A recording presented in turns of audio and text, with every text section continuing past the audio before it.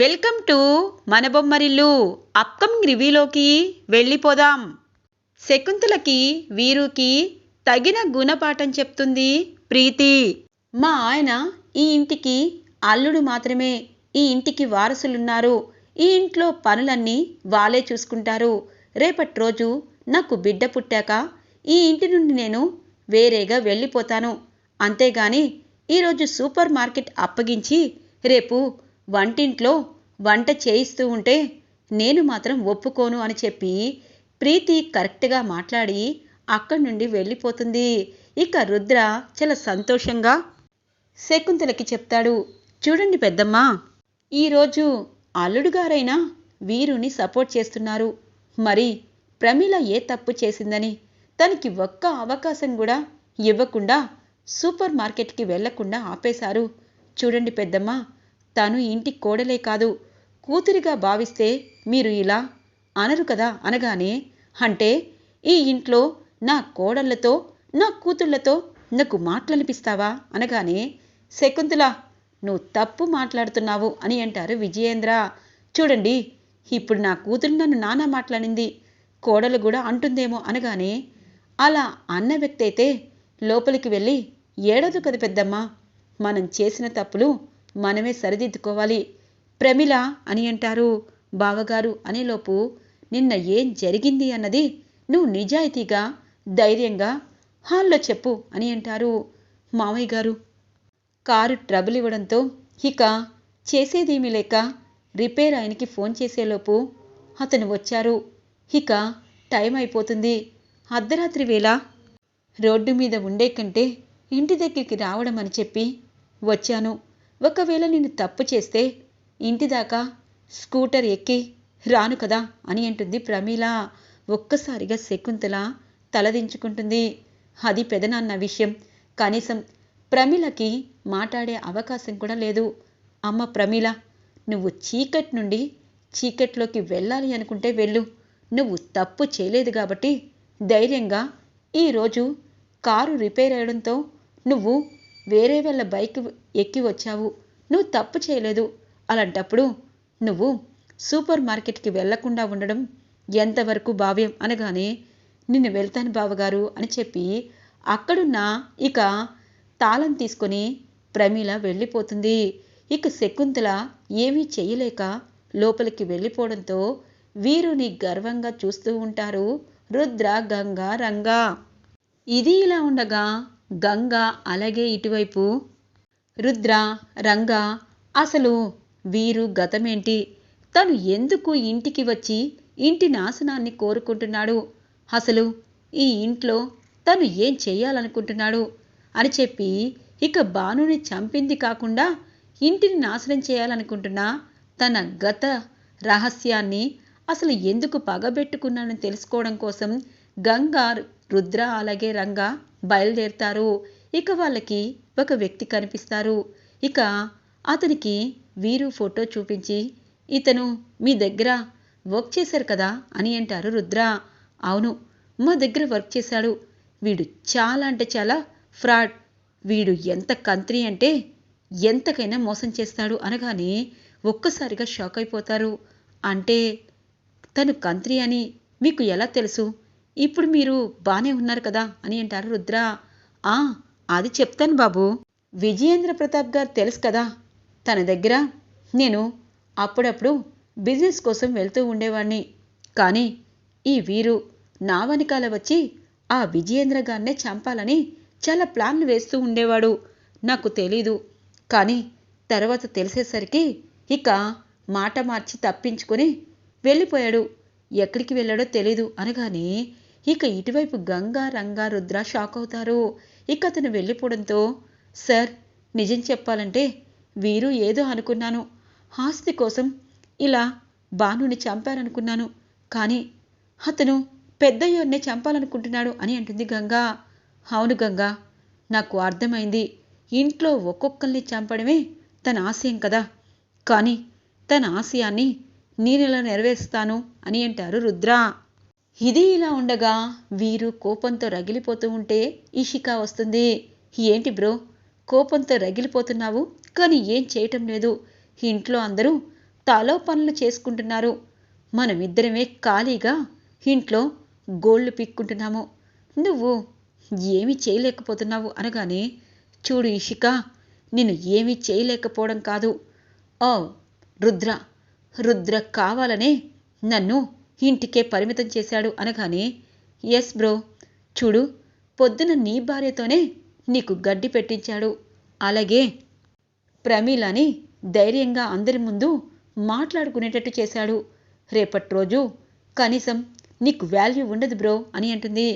అందుకే నాకు వాల్యూ కాదు, ఇంట్లో ఇంకొక చావు మొదలైతేనే కదా నేననేది ఏంటి అన్నది ఆ రుద్రకి తెలుస్తుంది అనగానే, బ్రో ఏం మాట్లాడుతున్నావు, ఇంకొకరు ఎవరు చనిపోవాలి అని అంటుంది.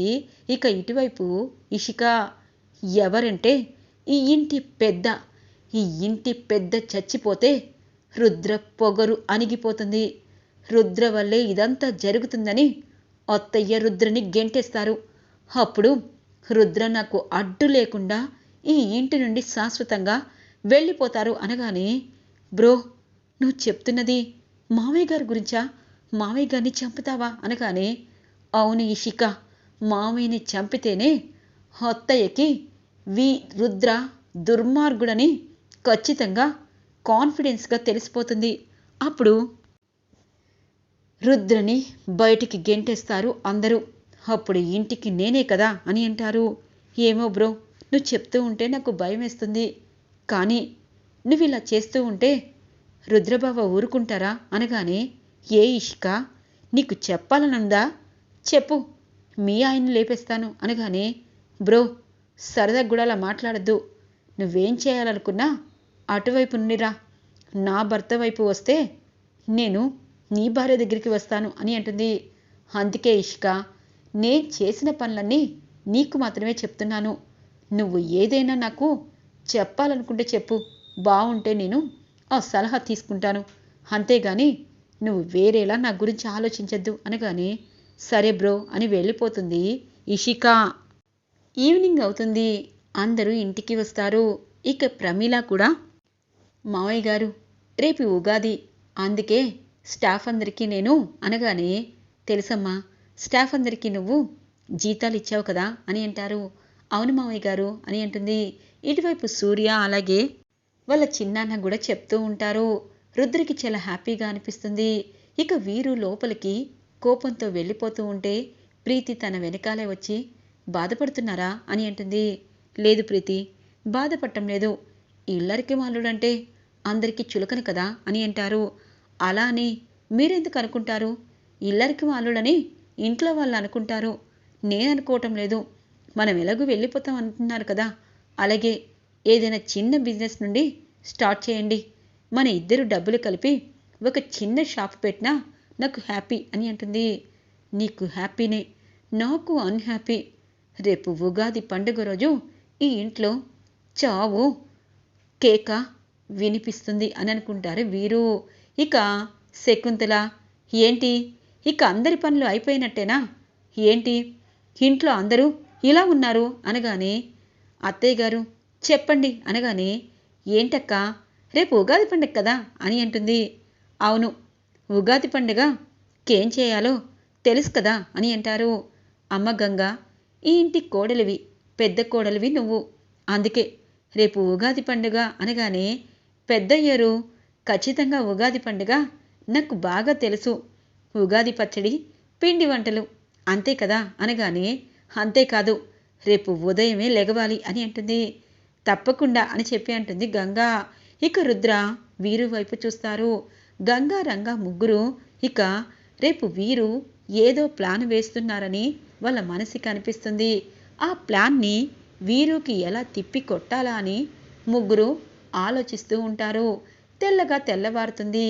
ఉగాది సందడి రుద్ర ఇంట్లో మొదలవుతుంది. అందరూ చక్కగా పట్టు వస్త్రాలు కట్టుకొని ఇక దేవునికి ఉగాది పచ్చడి పెట్టి ఉగాది పంచాంగ శ్రవణాన్ని పంతులు గారితో వింటూ ఉంటారు. పూజంతా పూర్తవుతుంది. అమ్మా, ఉగాది పచ్చడి, ఇక అది ఆయుష్ ఆరోగ్యం అని చెప్పి ఉగాది పచ్చడి గురించి గొప్పతనంగా చెప్పి పంతులు గారు అందరికీ దీవెనలిచ్చి వెళ్ళిపోతారు. ఇక గంగ అందరికీ ఉగాది పచ్చడి ఇస్తూ ఉంటే వీరు మాత్రం చెప్తాను, ఇది పెద్దయ్యోరు విజయేంద్ర ప్రసాద్ మా మామయ్య గారి ఉగాది పచ్చడికి ఈరోజు కాలం చెల్లింది, కుప్ప కూలిపోతారు అని క్రూరంగా నవ్వుకుంటూ ఉంటారు. ఇటువైపు వీరు. రుద్రకి డౌట్ వస్తుంది.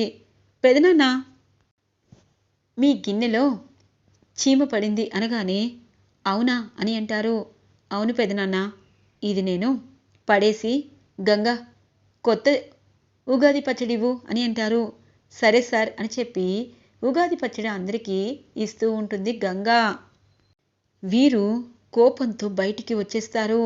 ఇక రుద్ర తన వెనకాలే వచ్చి పచ్చడిని పక్కన పెట్టి వీరు కాలర్ పట్టుకుంటారు.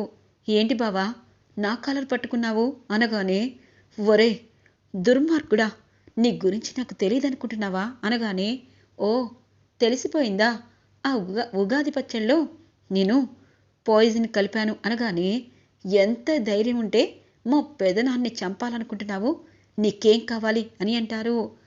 ఏం కావాలి అన్నది కాదు, ఈ ఇల్లు నాశనం కావాలి అనగానే, ఇంటి నాశనాన్ని నువ్వు కోరుకుంటే నేను చూస్తూ ఊరుకుంటానా, నా తమ్ముడు బానును చంపిన నిన్ను ఇప్పటిదాకా ప్రాణాలతో ఎలా ఉండనిచ్చానా అన్నది నేను అనుకుంటున్నాను.